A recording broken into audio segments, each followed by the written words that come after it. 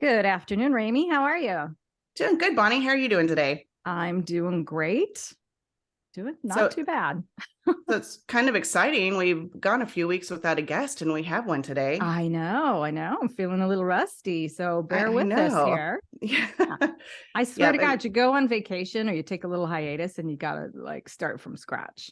Every time. Yeah. we Yeah. both we did back-to-back vacations, so we're like, okay, what are we doing? Um, Mhm. so anyway, I'm really excited about this guest. She is I'll talk about her a little bit and give you her bio, but I do want to say that I had the opportunity to go to her retreat just this past November with one of my girlfriends, and it was amazing.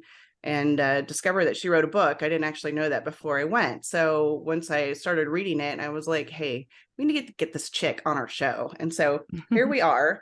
And I'm going to go ahead and get her introduced. Okay. So Shannon Jamail, she is the founder and creator of the Mind and Body Complete family of companies, which includes her retreat center, the Retreat Ranch, which I had the pleasure of going to. It's located just outside of Austin in the hill country of Texas. She is a best-selling author, and the name of her book is Surrender, which we will talk about. She does have her own podcast as well. She's a retreat leader, a therapist turned mentor. She's a yoga teacher trainer, and this is amusing to me, but she says that she is a tequila connoisseur, but not really, though she does enjoy sipping on a good pour. And I believe her, but I know she lives pretty healthy too, because she's got some fun challenges like I do with autoimmune disorders. Shannon has a passion and a mission to elevate women in mind and body in order to connect, grow, and thrive through her online courses, programs, and retreats. She lives on a ranch with her family in the hill country of Texas. And to find out more, we'll actually put this in the show notes, but she is at mindbodycomplete.com. So Shannon, welcome Awesome. to the show. Welcome, Shannon.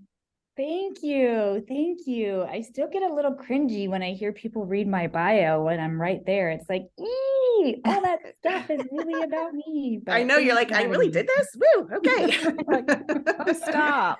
Oh, thank you. I'm Bring him glad some to be more, here. right? Yeah. Well, good. Oh, So Shannon, I think we told you a little bit, but our audience is heavily women. It's heavily the Gen X crowd. And so we kind of want to talk from that perspective. I know you're part of our Gen X party as well. And so we do talk a lot about trauma because that seems to affect a lot of us, especially at this age that's starting to creep up and show up in our lives in places where it perhaps didn't before. And so I know a little bit about your story, though I know there's lots of holes in it. And so I'd like to, if you don't mind, kind of fill us in how your upbringing was and how it led you to doing all the things you do now and with self-discovery, writing the book and having the retreat. oh goodness. Okay. First, I want to say I love that you pointed out that especially our generation, our past traumas are starting to surface in ways that I don't even know people can fully grasp or realize until almost to the point where they're like, why am I feeling like this? What is happening? Whether it's physically, emotionally, all the above. And I have some theories on it. It has to do with the polyvagal theory as to why we're able to like suppress it better when we're younger. And then as we get older, our immune system is just more taxed and there's just more things going on and we're carrying more experience and it's harder to keep all of that stuff suppressed. And so I think you're right. Typically it's around this age bracket that we find ourselves in that the traumas are surfacing, and they're usually surfacing in physical manifestations. That's the only way that we get our attention these days. Yes. Pay attention to me, body. Oh my God. Totally. Yes. Yeah. And I was talking about it with a woman this morning, which is why it's so funny that it's coming up in this conversation. I'm incorporating my horses more, and we're doing more equine work and equine therapy work and just some interesting things. And we were just talking about how this age group in particular can get so much value out of the equine work because of what we just said. Anyway. I think so. And I think we've also been conditioned, brought up to just kind of like the boomers. It's a leftover piece of us, and that's part of the boomers is that we just, it's your thing to bear, right? You just get through life and deal with it and don't worry about it. And then this is how it presents as autoimmune disorders for a lot of us, or cancer, or heart attacks, or whatever. So I mean, it's time for us to have a voice and really look at ourselves. And that's part of what we're all about. So I love it. Yeah. Yeah. And just even just sitting with it, I'm a big believer in just sitting with our trauma. And that's super hard for us to do. If you pay attention to any human being these days, there's never a moment of stillness. We either have our phone constantly or we're busy. We make sure that we're filled with noise so that we don't have to sit with that, because that's when it comes up. That's when the stuff comes up. Right. Conveniently and that's hard. distracted. Yes. Yeah. So my history, to answer your question, my history, like a lot of people, I had an interesting or challenging childhood. There was sexual abuse and physical abuse, lots of violence, lots and lots of disruption. I lived all over the place, from family member to family member. And there was even a period of time where I lived on the streets as a teenager, dropped out of high school, thought I could do it all on my own, y'all. Oh, yeah. Every 14-year-old thinks, at that time of their life. And so to say that there was lots and lots of trauma would be probably somewhat of an understatement. And I'm not a big fan of measuring trauma. So I'm sure there's people who may or may not agree based on their experience. But for me, there was a lot of trauma going through my childhood. Sure. And I don't think I fully was grasping of that. I spent a lot of my later teens and early 20s just being resentful and bitter. Like, why couldn't I have what they have? Or why didn't I have those types of parents? Or why didn't I have that type of upbringing, or whatever may be the case? So I spent a lot of time being very bitter and resentful. And then, I decided to get my shit together and continue down my educational path. And part of the reason I went down the path I did, which was to get my master's in behavioral science, was to fix myself, y'all. I had all this trauma and all this history, and it created lots and lots of anxiety, and there's also some genetic components in there as well. But I had all this stuff, and I thought, I'm going to go to school and learn how to fix myself. And, I learned several things, but one of the biggest things that I learned was, you don't fix mental health illnesses. First of all, no one's broken. And that's just such a misnomer. You're perfectly fine just how you are. There might be some distortions in our viewpoints based upon our history or trauma or whatever may be the case. And so I learned that was one of the first things. And then the other thing I learned was that mental health illnesses, we'll call them that, there's so many different labels, and some people are maybe not fully diagnosable, but they've definitely got some disruptions, so we'll just put them all, unfortunately, under one big umbrella, which I know is not fair, but that's what we'll do for sake of this conversation. Sure. And there's no really fixing it. And I think that can be really saddening for some people to hear, but there is the ability to live joyfully with it, whatever it is, whether it's,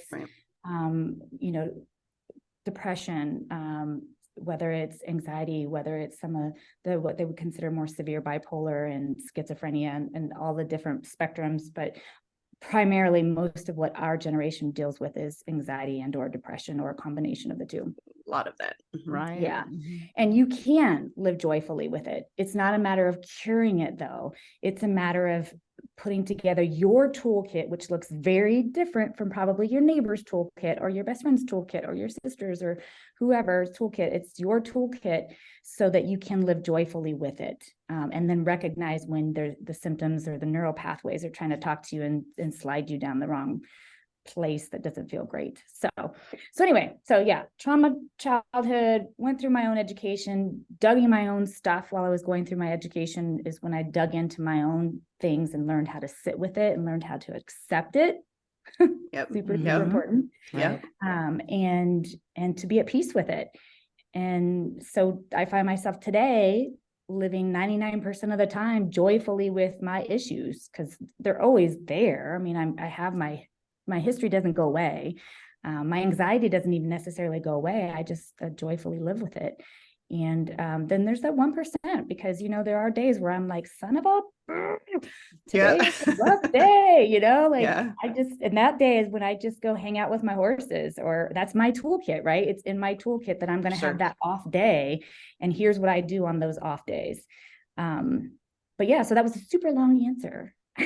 No, it was good. perfect. I want to question you a little bit, Shannon, about your coming to terms with your issues, as you call them, and learning to find joy despite the anxiety, despite dysfunction, despite, you know, the challenging upbringing. Was that something that you had to learn on your own, or how did you come to that reconciliation that you can find joy in these dark times?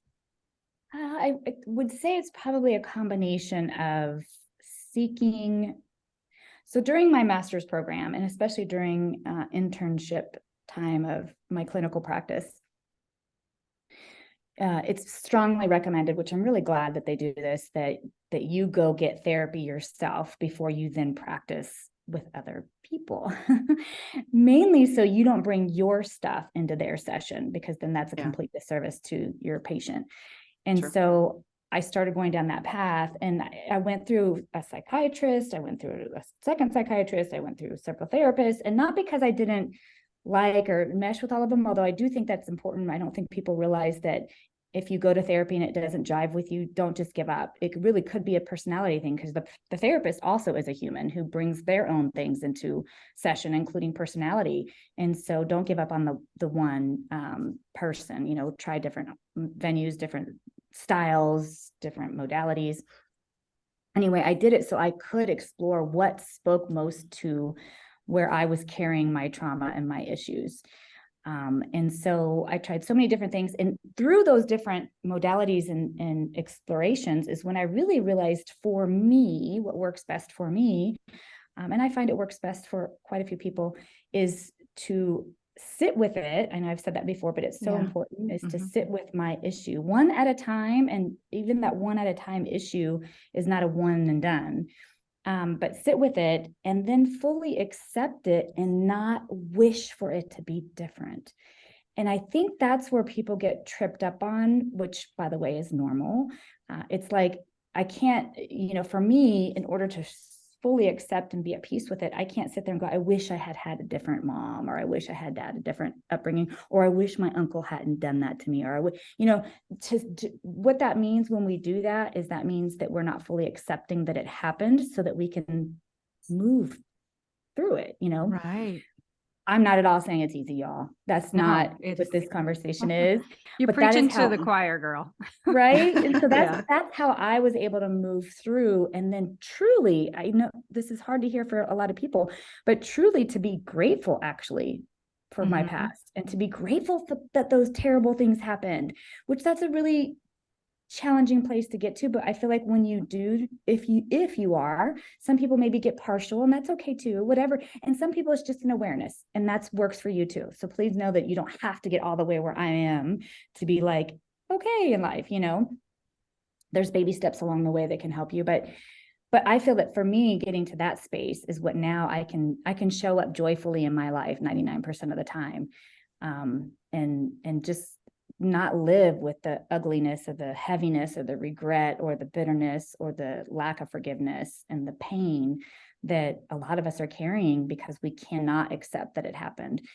Acceptance also does include forgiveness, but the forgiveness, which I know is really tough too, but whether it's for self or someone else, the forgiveness, I think people get tripped up on, doesn't mean that invites them back in. It doesn't mean that you're inviting that situation, those people, or that pain, or you know, back in. And that then we go all into boundaries and a whole other thing there. But as far as what I did is the full sitting with, accepting, and then the last step would be appreciation that it happened, because that's what makes me this crazy, unique horse chicken chick out on the ranch.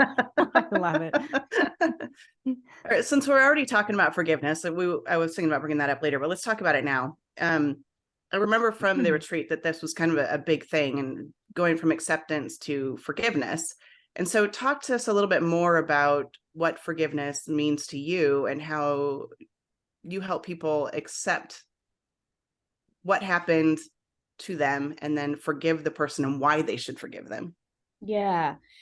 I do want to clarify. I don't know if I directly help anyone. I feel like I'm like the seed planter. I'm just going to plant a little seed for you to noodle, and then something else is going to water that seed, and then later on something, and maybe it's maybe you are watering it, but But what I do is I feel like I introduce just a thought or a concept or an idea. And that is that I believe that it is super important for our health, to forgive past pains, traumas, and, wrongs, whatever that falls into for you. And that doesn't mean, though, and I have to be super clear about this, that doesn't mean that it's like, okay, I forgive you for hurting me. Now I'm inviting you into my life. That has no way. Like, Right. I'm all about sending love from a distance and forgiving someone. And it doesn't even mean I have to tell them that's not even part of the conversation or the equation, unless you want that person in your life. And that's a whole nother thing.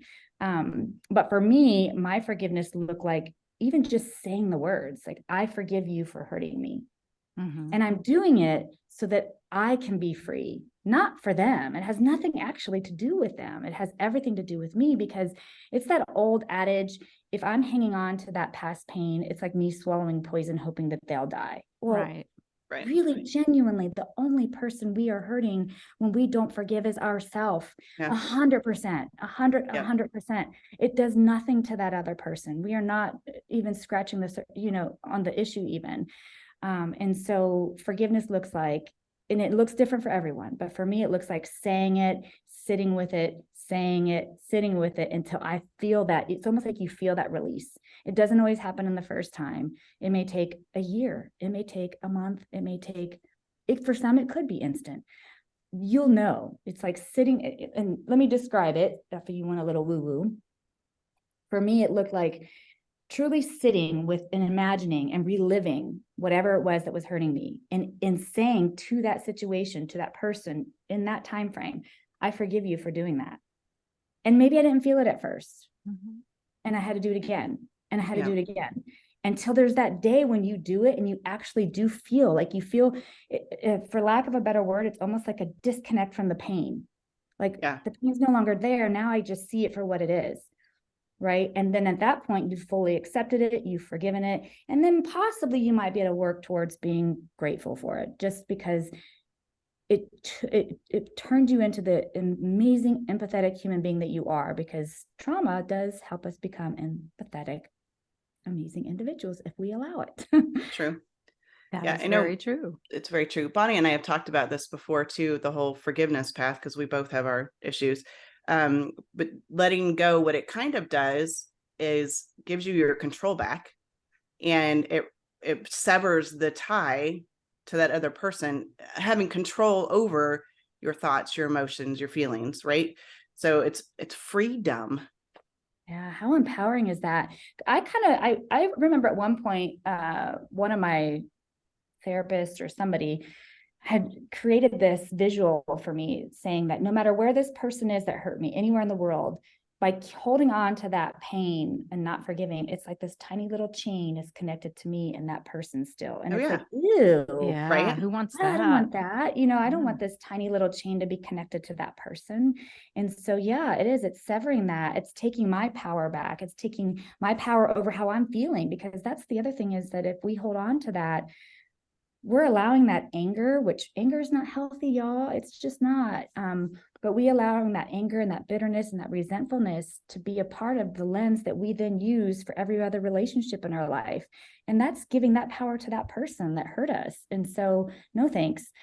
Again, this is super easy to talk about. I totally recognize that it's not super easy to work through. To put in practice, yeah, of course not. Of course not. And it's baby steps for some people. For some people, maybe it's just even looking at what happened. Okay, I did that. I'm good. I got to move on, and you do that a few times before you can even just like truly sit with it. So baby steps. It just depends on what someone's ready for. And forcing someone or shaming someone, and that's not what I'm hoping I'm doing. Shaming someone for not forgiving doesn't work either.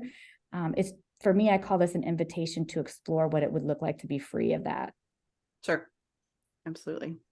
So talk to us more about how you came to where you are now. I know yoga had played a huge piece of this. So talk to us a little bit about your yoga practice.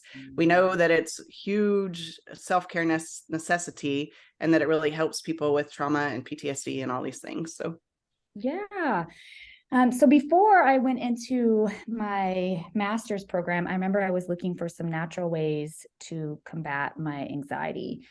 And because, of course, the first thing a lot of folks want to do is prescribe medication. And I am so not against medication. I actually think there's a time and place for it, because sometimes you can't do the work you need to do unless you neutralize some of those very, very drastic emotions and pain. And just sometimes medication is a very, very powerful tool.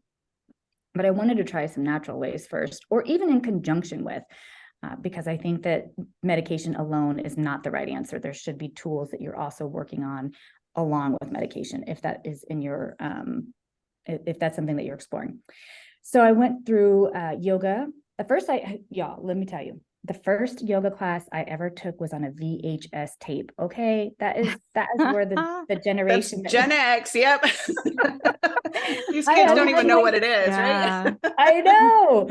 I had my son, and I was partially trying to help with anxiety, partially trying to get back in shape. You know, my son's now 28 or 29, something like that. Anyway, and so I remember getting this VHS tape and doing yoga at home. And I remember originally kind of doing it like, let me see if I can get back into shape. And also the stupid Savasana. Who wants to do that? I don't want to lay there and breathe. Like, that's just silly, right? What a waste of time. I have dishes to do. I'm like, okay, I did the workout, I'm good. And then one of my therapists had said, Shannon, you really need to, just be open-minded about the breath work and about the meditation part of yoga too. And I was like, right. Yeah. And so anyway, so it just started that exploration. And I realized how freaking powerful our brains are. And if we could harness just a little bit of that power, and influence how we feel through these practices, it is unbelievable, y'all. So yeah, and then once I really started to feel the benefits is when I took my own yoga teacher training, which was the first one I did was like 15 years ago. And it just took me deeper into understanding yoga and the science behind it. And there's definitely a yoga history and a philosophy, and that's super important for some people. That wasn't as important for me. I wasn't so much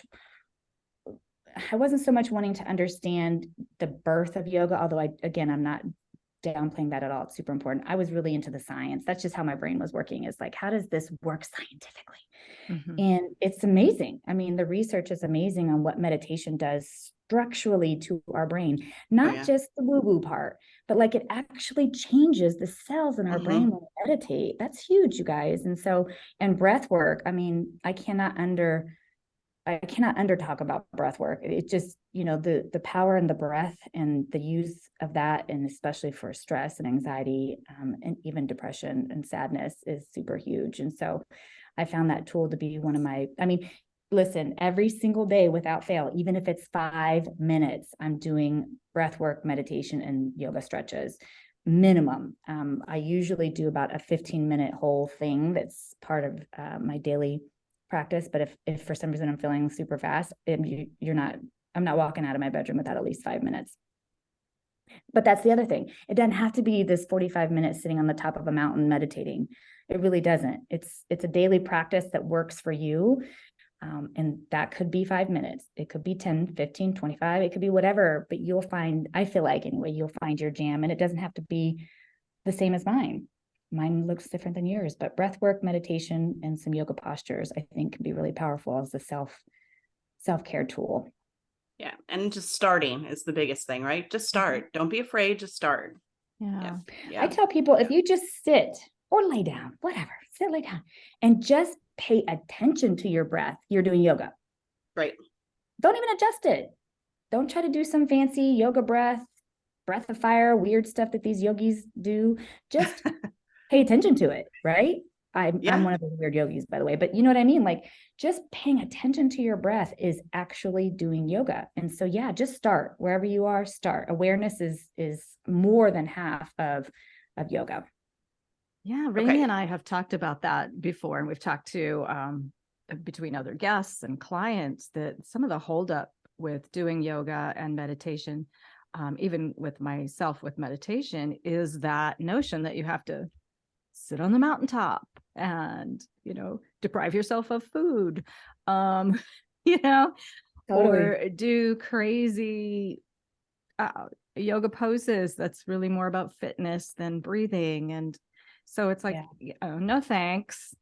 Yeah. So I love that you simplify it and give that validation and permission to just breathe in that moment. And that is yoga. That is meditation. So I think that's very validating to a lot of people.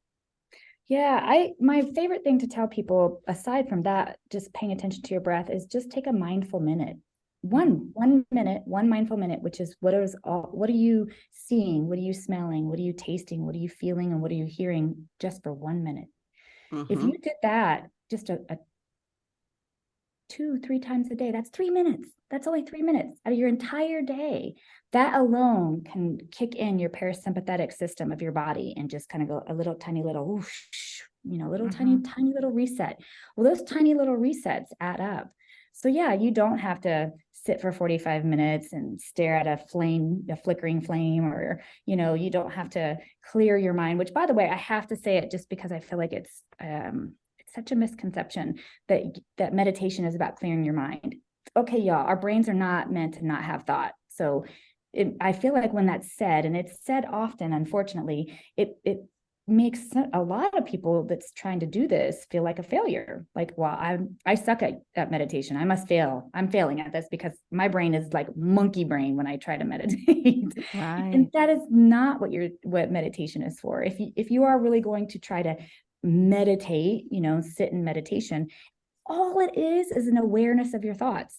That's it. It's an awareness of your thoughts. And you could be guided, or you could be quiet. You could count your breaths. You could do all this stuff. But I don't care what you're doing, what kind of meditation you're doing, your thoughts are going to come. Your thoughts are going to come. I mean, maybe if you do it 8 hours a day for 8 years straight, you might get to that nirvana stage that people talk about that, I don't know. But really, our brains are meant to think and have thoughts. And so during meditation, whatever it looks like, meditation is just being aware of a thought. Oh, there's my grocery list. I see you. I don't need you. Thank you. Oh, that argument I got with my spouse. I see you. I don't need you. Oh, my butt is uncomfortable sitting here. I see you. I don't need, it's just constant, right? It just keeps kind of, no problem. That is meditating. It's just recognizing that the thoughts are there and then saying, I don't need you. Like a leaf that blows by. Don't grab the leaf, just recognize it and let it keep going. But yeah, no clearing the mind, no sitting on a mountain.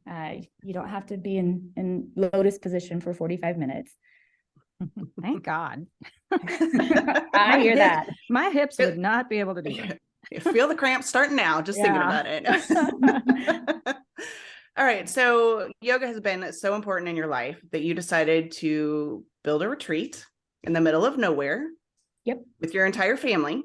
Yep. So talk about that. What made you want to do that? And what's the experience been like? Yeah. So during the pandemic, by the way, I need to throw that. Yes. Isn't that lovely? I've been hosting retreats for 10 years ish, give or take one way or another. And I knew after probably my second year of hosting wellness retreats that I wanted my own place. I love traveling. I travel all over the place to do retreats. I don't travel as much anymore, but I used to travel all over the place to do retreats, and I love it. But there's something to be said for I have a very specific experience I want my guests to feel from the moment they arrive till they go home. And that's always, it's got its challenges when you're using other people's spaces. Not the end of the world, but just got its challenges. So I knew I wanted to eventually build my own space. I just didn't know where. And my husband and I, there's a whole thing as to how we ended up where we're at now. But eventually we knew that Texas is where we were going to be. And we had been visiting the hill country for years. And I remember when we stepped on this particular piece of property, which we couldn't see the property, by the way. When we bought the property, it was 46 acres of woods, like not one road, nothing. We had to drone footage to even see what the property looked like. But for whatever reason, I know this is going to sound woo-woo, when we drove on this property, mind you, this is the probably 30th property we looked at, and this was the third one that we were going to put under contract. But when we walked on the property, I was like, oof. I don't know what kind of voodoo shit has been done on this property, but this feels good. Like something just feels really, really, really good on this land. And so, yeah, so then we bought it, and we built it from scratch, built every road, the septic system, wells, every structure. And by the way, to your point, we closed on it in September 2019, did all our contracts for everything in January of 2020. And then, March of 2020, the world went to hell in a handbasket. And so my husband and I both found ourselves unemployed because we both had public jobs. My job was to hold space for people all over the world in public places and gatherings. And his was even worse. I mean, he's a motivational speaker for sales and leadership. So he goes and does those like 5,000, 10,000 people events. And so we both were like, "Ooh, we have no jobs." And so we decided we were going to do a lot of the building ourselves. And you know what, again, this is one of those things where I genuinely think, as we lost income for sure. There's all kinds of things that we had to change based on not having an income. But damn, was it not a cool experience to learn some things that I never thought we would ever learn, and to do it ourselves. And there is huge value in getting your hands dirty and working in nature. And especially when the damn media circus that was going on in the world, that still goes on, let's be honest, especially during that time, political, COVID, all the things. And we didn't have no idea, to be honest with you. We literally had no idea, because all we were doing was chainsaw, shoveling, trenching, digging, building, and it was amazing. I think it really is what kept us healthy and sane during an incredibly insane time of the world. Was having to build the place out ourselves. Of course, we had to hire contractors and things for certain stuff that we just didn't know how to do. But let me tell you how much YouTube knows, okay? Oh, for sure. Yeah. So we built the ranch, and it has been an incredible blessing. I have bled over that ranch. I've cried over that ranch. I've laughed. I've had every sort of thing over that ranch, but it has literally been our biggest blessing from a family standpoint. Intrinsically for me, we hope it's a blessing for every person who steps foot on the ranch. And I do say this, so here's my prediction, because I am getting over technology as we're here on technology, but I can see it in the future. I'm going to be literally, I'm going to be the crazy chicken lady that you can't get a hold of unless you come visit me on the ranch. Sounds pretty in my future. I feel it. Chickens, horses, and dogs, right? and goats and rabbits now. And we're getting a pig, and we're getting some other rescue animals. So you're seriously farming at this point. All right. Yeah, we are. We're probably going to move a little bit into some ag work along with our rescue work. So it'll be a combination of two, which, by the way, can be very conflicting for people, because there's rescue animals that will never be processed and will just be loved on, and they're our pets. And then there is going to be an agricultural part of our ranch that will be separated, but that we will use to feed and sustain ourselves as a family, as well as guests who would like to have pork chops or a steak or whatever that came from our ranch. We know exactly what we put into that animal. And we are going to be the kind of farmers, we already know. I'm learning from one of my best friends out in East Texas, where we're going to love these animals and give them their best life, and then be super grateful that they are providing nutrition for families, including our own. I love that. Grass fed and pasture raised and all that. Just, I love it. Yeah. I love it. That's amazing, actually. It's nature. It's nature. Yes. That's awesome. So tell us about your book. So Surrender had to be a passion project for you. How long did it take you to write it? Years. I don't even, I was trying to calculate when I finished the book, like how long it took. And I honestly couldn't tell you exactly how long it took, because I would pick it up, put it down, pick it up, put it down. And for so many reasons, a lot of it had to do with shame and guilt, mainly because I didn't want other people to feel shame and guilt. And I wasn't trying to hurt anyone else based upon some experiences that I had had. And that's why some of it got on the chopping block too, if I'm being honest, just because it would have been way too painful for someone else, certain parties to leave it in there. Mm-hmm. So that was part of it. And just getting through the writing process. I don't think people, if you've never written any kind of book, especially anything that has personal history in it, but really any kind of book, an offering that you are taking from your creative spirit or your heart or your body, your soul, and putting it down for the world potentially to see, one person, it doesn't matter, whoever, it takes a lot from you. It takes a lot from you. You're putting you into it. And so it was super consuming of that in that way. And so I had to be very cautious about when I could put time into it so that it didn't affect the work I was doing at my retreats, or at the time I was doing, I had a clinical practice. Like I had to be very cautious about when I put time into the book. So it took a really long time, y'all. But I'm happy with where it is. It took probably 3 years before it really started catching fire and doing really well. I have a whole podcast I did, but just in case anybody's listening, don't ever write a book because you want to make money. It ain't gonna happen. Maybe. I don't want to totally poo-poo it, but you're really writing a book for either to share your story, to connect with others, or if you're doing any kind of business thing, then maybe it's to be kind of like you come to my retreat, you read the book, and then you want to do more work with me. Although I don't do that anymore, but at the time I, would have done individual work or coaching or whatever.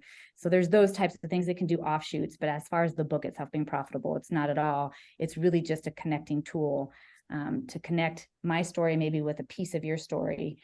And I feel like, and it's kind of what happens on my retreats, is then we just don't feel so alone. And we know that there's lots of us out there that have these maybe difficult journeys, and that we can be okay. Yeah. We can be okay despite them. Yep. There's 2 areas I really want to talk about in the book. I'm going to read a little section, and we talked about joy a little bit, but I have to tell you, this one tiny little section has been so powerful for me that I've actually started using it in my self-care workshops that I host. So I love hearing that. Yeah. So I'm just going to read this little part here.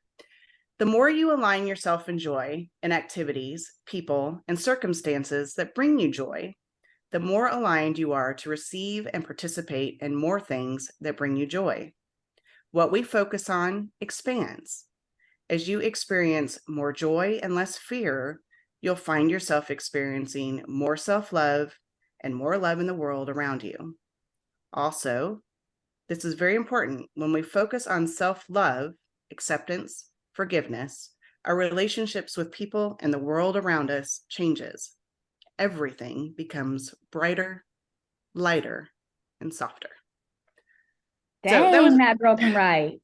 She can. I know. Check that out. Who is that lady? When I hear a little snippet that meant something to someone, I'm like, yay. And then you're like, I wrote that. I don't remember writing it, but I wrote it. I don't. Well, it's okay. Funny you say that. I actually will listen to my own book, which is me talking. So I don't know if there's some ego shit going on there, but I listen to my own book at least every other year. And it's just a reminder too, to myself, because, sometimes teachers are their biggest enemies. We have to take our own lessons and go, oh yeah. So anyway, so I listen to my own book at least every other year. Sometimes I feel like lately it's been once a year, but you guys, I highly recommend, super kind of cheesy, but I highly recommend, when you're in a good headspace, you have to do this in a good headspace, is you write down a list of things that bring you joy. And I mean, from the smallest things to the biggest things. And it could be whatever. It could be a delicious cup of coffee at this special coffee shop. It could be, getting all the laundry done and put away. It could be masturbating. I don't care, whatever it is, all the things that bring you joy, from little to big and everything in between. And so when you're feeling like you can feel yourself sliding into a funk, or you're going to have that 1% day, or you're going to have whatever, you can maybe refer to this list. And if you're wanting to feel more and more joy, you keep referring to that list and adding to the list and adding to the list. Maybe it's a note on your phone. We're so digital these days. You just create this note on your phone and you keep adding to it and paying attention to it, because I'm telling you, what we focus on grows. And so the more we can look at things that bring us joy and add to our list, and the more we pay attention to that list, there'll be more to add to the list, and the list will get bigger and bigger, and you'll never run out of things. And then, when you just, for some reason, your brain gets a fart, you can go, oh, you know what? I'm going to do this right now for 5 minutes. I'm going to do this thing I know this brings me joy. I can't feel it right now because I'm a little pissed off or pissy or funky or gray or whatever your word is, but I'm going to do this one thing right here on my list for 5 minutes. And I'm telling you, those joyful moments can create more joyful moments. And it's true. And the list is really kind of amazing, because if you're in the right headspace, as you said, you'll start writing, and then all of a sudden it just comes and comes and comes, and you're like, okay, right, keep going. Yeah, so yeah. it really does put you in a spot. That's Yes, so yes, true. Now, Good. conversely, Shannon, why do you think it is that the phrase "misery loves company"? Why is it so easy to go there for us as a whole? You could have a list a mile long of things that annoy you or piss you off. What is that about? And isn't it so much easier probably to write that list? Mm-hmm. I think I'm gonna default a little bit and go to evolution. I think just as creatures from our evolutionary history, and this has nothing to do with God or religion, that these can play together very nicely. But my point is as human beings, no matter what you believe, at some point, we lived in a space that things were more dangerous for us, and we were constantly looking for things that could hurt us. Almost like our horses, if I'm being honest. I feel like we were more in that headspace of just constantly looking like, oh, can that kill me? Can that eat me? Where am I going to find my next meal? How am I going to feed myself? How am I going to feed my family? How am I going to stay alive? They may not verbalize it that way, but that's how human species started at some point ish. It was a constant survival. We were in constant survival until things just got different, and we continued to develop and grow and all those wonderful things. But I don't think ever the basis of our brain cells, I think, still stays there to a certain degree. And so we very much gravitate towards what can, quote unquote, kill us or hurt us, Right. or what's not safe. Just even to know about it, and then we share it, and then we talk about it, and then it grows bigger. And that's just, I just really feel like it's almost an evolutionary thing that is part of our DNA. Yeah. I have to believe that to a certain degree, because it is so easy to default to that. It's so easy to complain. It's so easy to gossip. It's so easy to criticize. It's so easy to find things that are wrong. And it's so easy to stay in that headspace. It really is. And so that, to me, because it's not just a 50% human thing, like it's literally almost 100% of humans can easily default to that space, that it's a genetic thing. It's like a DNA thing that's a part of our coding of survival, of being this human mammal. Mm-hmm. And so that would be my answer, is what I think. It makes sense. It makes total sense. So it's a conscious effort to reframe and retrain your brain to find Absolutely those little lights, and to absolutely not. And I think it gets easier. I think it gets easier the Mm-hmm. more you do a conscious effort, and you creating neural pathways in your brain that maybe can be a tiny bit stronger than some of that DNA coding. I think it does get easier, not easy, but easier. And so, and I think like anything, there's seasons of life where things are just easier in general, right? Right. And then there's seasons of life where it's like, you just got to buckle down. This is just a tough season. Newborns, deaths in the family, COVID, whatever. Like, this is a buckle down season. We are kind of in survival mode during certain seasons of our life.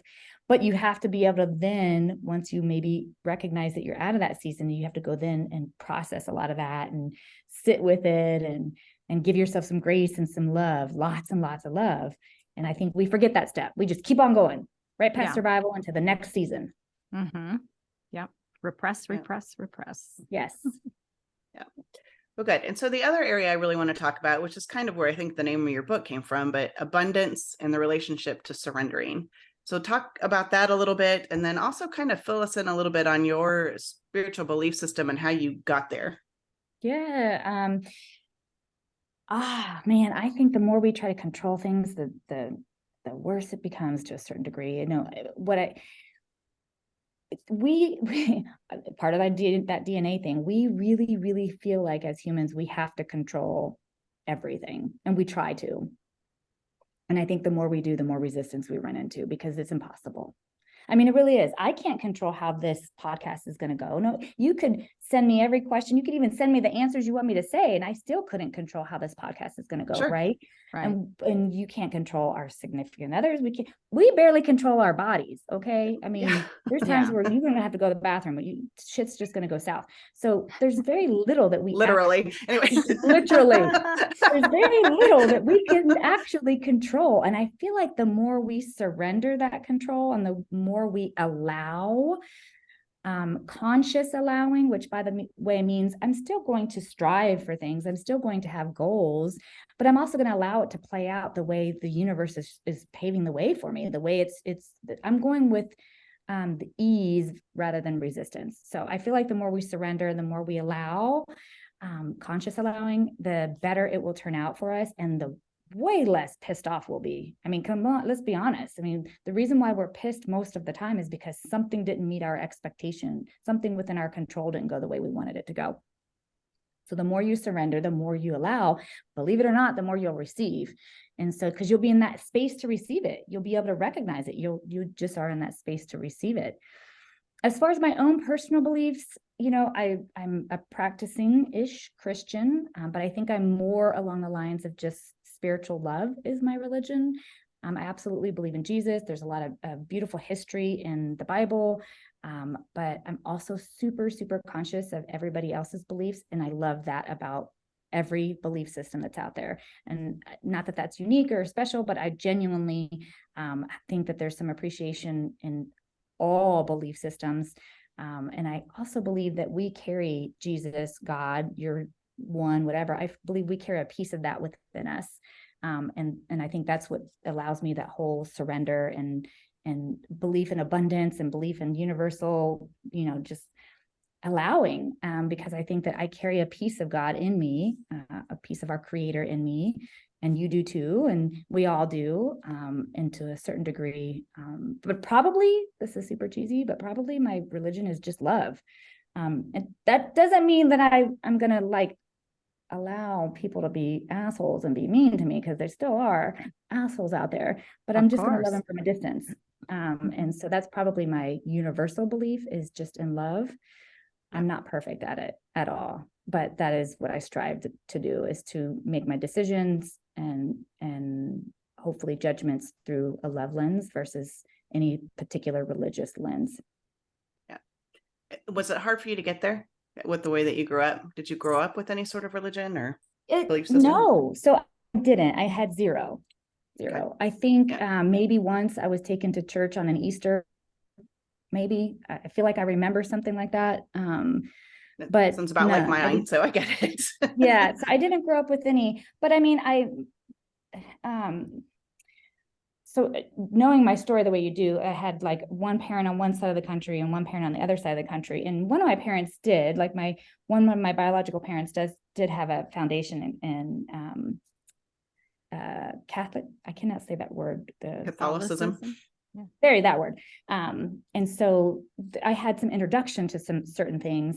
And then throughout my educational course, I took world religion and learned about all these different things.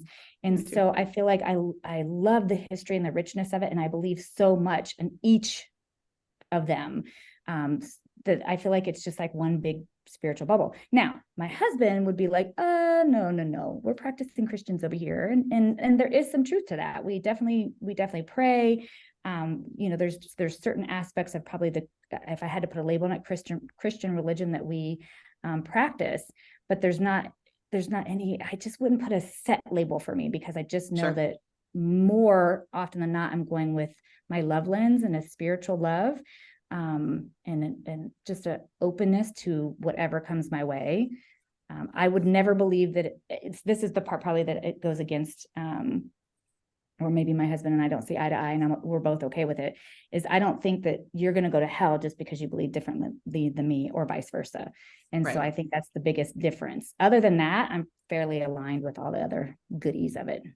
Yeah. And I know, I feel like what most practicing yogis are very open to, they may have their set core, but they're open to all, because I think you kind of have to be to take in whatever is sent to you. You've got to be open to everything. I feel. Yeah, I do think you can be. That's probably the different thing with yoga, that it totally depends on the person who's practicing it, because yoga itself is tied to Buddhism and a couple other things. And I think today's teaching is that yoga just expands whatever you already believe. And so Sure. I didn't really have a belief system. So it really just expanded me to have an opening to tons of different belief systems and Right. to incorporate them into one beautiful bubble that I love. But I still love, like, I love going to church. I've gone to Methodist churches. I've gone to non-denominational churches. I've gone to Catholic churches. And I love it. I love the beauty of it. I love the lessons that I just take the best and I leave the rest of all of it. Yep. Yep. I think a lot of us end up the way. I know Bonnie and I kind of feel the same way. We come at it from different perspectives, but in the end, it's all about kindness. As you say, love, it's all the same, really. We all come from the same place. We always talk about how it's interesting to recognize where people come from and then how they got there and how it ties to their life and to their business. And so that's why we brought that up, but well, good. So again, we've got the retreat ranch we talked about. We've got the book that we talked about. Anything else that you want to tell us about and maybe leave us with some like big nuggets that you want to share with our Gen X women just to help live their best lives? Oh my goodness, way too much pressure. I really feel like the main thing is self-compassion. Lots of grace. You know, we're going through some weird shit in the world, and us, especially our generation and women in general. It's just weird, right? There's some weird stuff happening and weird messages being thrown to us. Some of it great, some of it not so great, very confusing, especially based upon the way we were taught and we were raised. And I think you just give yourself grace for whatever you're feeling or thinking, and take things bite-sized. There's not a one-all be-all. That's the other thing I think probably more than anything is my way is not your way. It doesn't have to be, and vice versa. There's different things that work for different people, but at the end of it all, just give yourself some compassion and some grace as you grow through whatever you're growing through at this time. That would probably be my biggest thing, because I think a lot of times we put so much pressure on ourselves to be a certain way and look a certain way and feel a certain way and do certain things. And son of a bitch, this life is way too short to do all that. Like, just bite size, compassion, grace, bite size.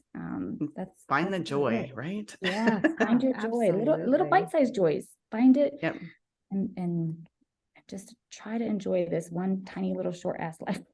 Yeah, I love it. Oh. Yeah. Well, it's been very inspirational talking to you. Anytime you want to be a guest on our show, I know Remi would too. We just love it. I love your energy, and your message. It's perfect. Thank you. Well, thank you. I so enjoyed being with y'all. Thank you so much for having me. Well, thank you. And one last quick question for you, as we ask everyone on their way out: any books or podcasts that you would recommend to our guests or to our listeners? Sorry. Yes. Well, so I'm a weird book reader. I'm like a bestseller junkie, and I do I'm always reading minimum of 2 books. I'm always reading some sort of growth self-help book, and then also just a fun shut it off book. Me too. The fun shut it off book, you go from a bestseller to a raging romance. And I'm not talking about the gentle kind. Yes. And so I have a couple of recommendations just that I feel are great life books. One of them is The 5 Agreements. It's one of my favorite books. I read that one absolutely every year. The other one I read every year is How to Win Friends and Influence People. It's an old book, but it's such a great book on communication. I just love that book. But as far as anything else, I'm a World War II junkie, and I'm also a romance junkie. But right now I'm reading The Golden Couple, actually just finishing it. Super, super amazing. That's a fun book, totally fun book. And it's very, very good. And I have to go in. Oh, and I'm rereading Think and Grow Rich right now, which is also another great just self-help book. So those are kind of what's on my plate right now. I'm surprised I'm not listening to a romance book. I go through seasons, but yeah, I'm a super big book junkie. My library, I probably go through a book a day. Oh, wow. Okay. Sometimes every 2 days, but keep in mind, I'm listening to a book as I'm walking around the ranch and doing. So you're listening versus actually reading. Okay. Yeah. But that works. Most of mine are audible. Yeah. And The 5 Agreements is a good one. I've read that one. Yeah. I have not read the How to Win Friends yet. I need to read that one because I've heard really good things about it. Super yummy. Right. Well, awesome. Thanks again for being here with us, Shannon, and we'll talk to you again, hopefully soon. That sounds awesome. Thanks, ladies. Hey, thank you, Shannon. Bye, guys. Bye. Okay, guests, we will see you next week. Everyone have a fabulous week.